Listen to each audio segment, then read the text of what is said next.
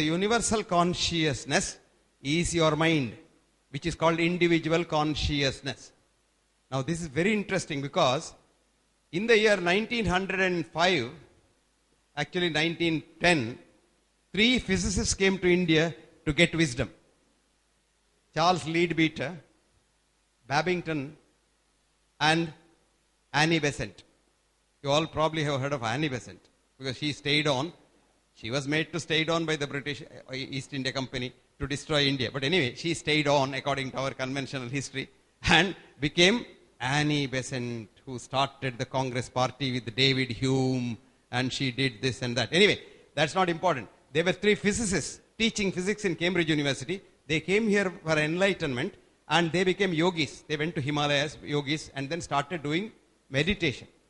When they entered that state of samadhi, Annie Besant describes in a book, it was like a microscope's third eye.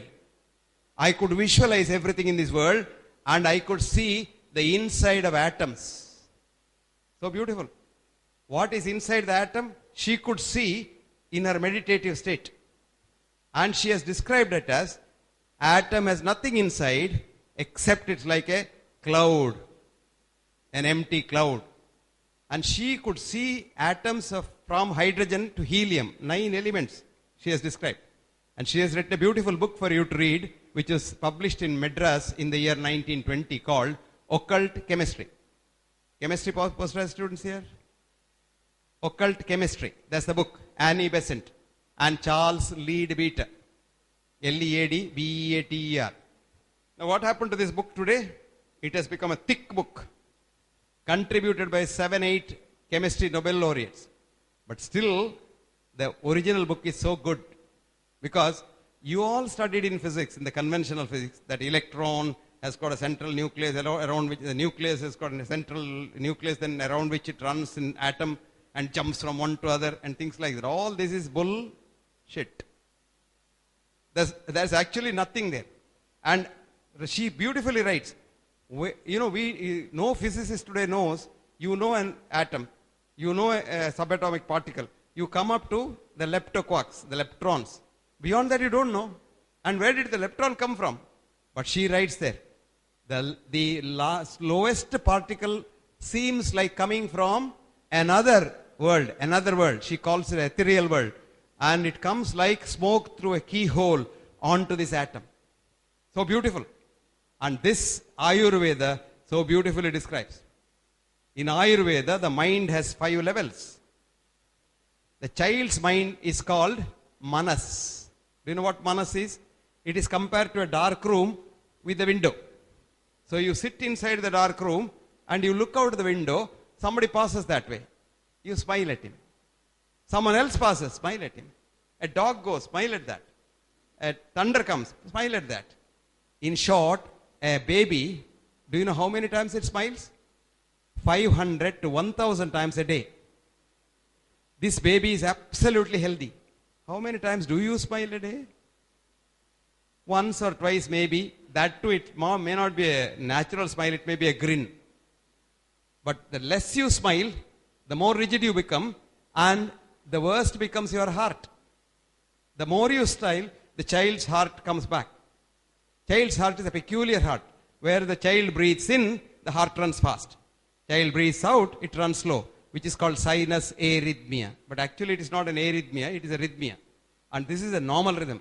Now as you grow up and stop smiling at everybody, start hating people, your rhythm becomes regular and regular and regular and regular. The day it is absolutely regular, you are dead. So now you know how to die easily. Don't smile at nobody and hate everybody.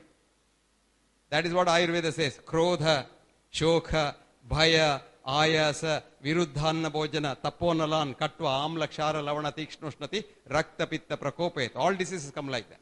What's the treatment? Hita, Mita, Ahara, Sevi. Samikshakari, work very hard. A lot of us don't want to work. We don't want to work, but we want to earn money. No, it says Samikshakari. That's why Jesus said, sister will tell me, it is with the sweat of his brow that he shall eat bread on all days of his life. Right, sister? That's very good. So it's the same advice everywhere. Samikshakari. Then it says Data. Be a giver. Be a giver. Giver, one who gives.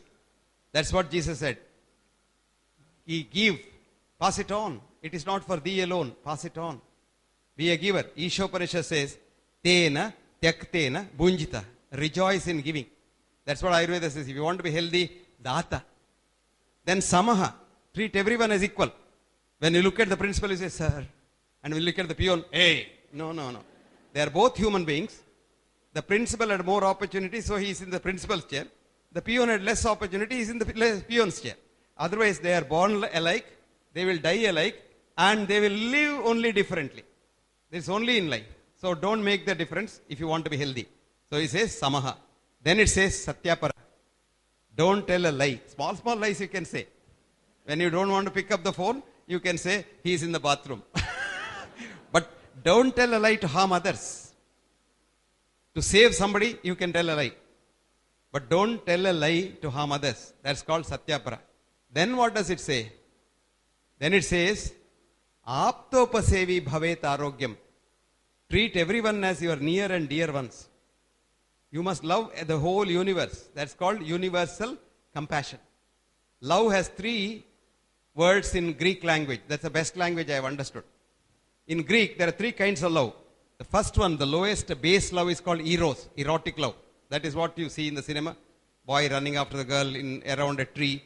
And when she comes this side of the tree, she has red sari. When she goes that side, she has a green sari and things like that. So she runs. That's called eros. Then you have philosophy, philosophia. Phil is affinity. That's the second word in Greek. Affinity. You are very close. Philosophia. Love, wisdom. Sophia is wisdom. Phil is love. So philosophy is loving wisdom. But the last word is the most important. That's very important. That's really called agape. A-G-A-P-I. Agape, agapo means universal compassion. Which Shankara called as vinayam. Vinaya. The real meaning of compassion is vinaya. Vinaya is not just saying hello sir like that. No. Vinaya is real compassion. Vinayam apanayam, O Vishnu, he said. Shankara in his Shatpati says. So the real meaning of compassion is agape. I just want to be, you love your child, love everyone like that. You love your mother, love everyone like that. So that is called aptopasevi bhavet arogyam. Then one it says, kshamavan.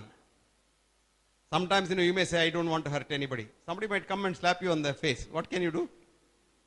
Now then don't be angry with him. Forgive him. That's called Kshamavan. Forgiveness requires a lot of courage. Supposing he hits you, I have got a gunda. Today it seems if you give 5,000 rupees, you get 10 gundas appearing on the spot and they'll kill anybody you like. So that is not courage, that is cowardice.